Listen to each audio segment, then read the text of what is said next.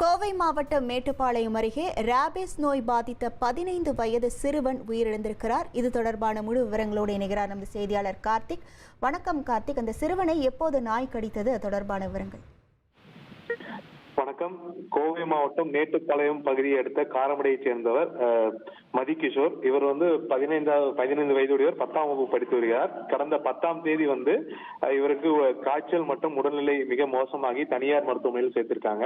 அப்போது பரிசோதித்த போதுதான் இவருக்கு ராபிஸ் தொற்று இருப்பது தெரிய வந்திருக்கு. இதனையடுத்து அந்த நோய் தொற்று அதிகமானதுக்கு பின்பு கோவை அரசு மருத்துவமனைக்கு கடந்த 2 நாளுக்கு முன்பு சிகிச்சைக்கு அழைத்து வந்திருக்கார்கள். ஆனால் நோயின் வீரியம் அதிகரித்தனால் சிறுவனை காப்பாற்ற முடியாத சூழல் ஏற்பட்டுள்ளது. மருத்துவர்கள் பல போராட்டம் நடத்தியும் அவரை காப்பாற்ற முடியாத சூழலால் அவர் தற்போது சிகிச்சை பலனின்றி உயிரிழந்து விட்டார். இந்த சூழல்ல ராபிஸ் நோய் காரணமாக தான் அவர் உயிரிழந்திருக்கார் என்பது முதற்கட்ட தகவல் வெளியாகி இருக்கு.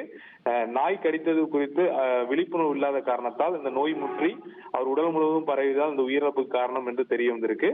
மேலும் சிறுவனை நாய் கடித்து உயிரிழந்த சம்பவம் அங்க இருக்கக்கூடிய மக்களை மிகவும் வேதனைக்கு உள்ளாக்கி உள்ளது.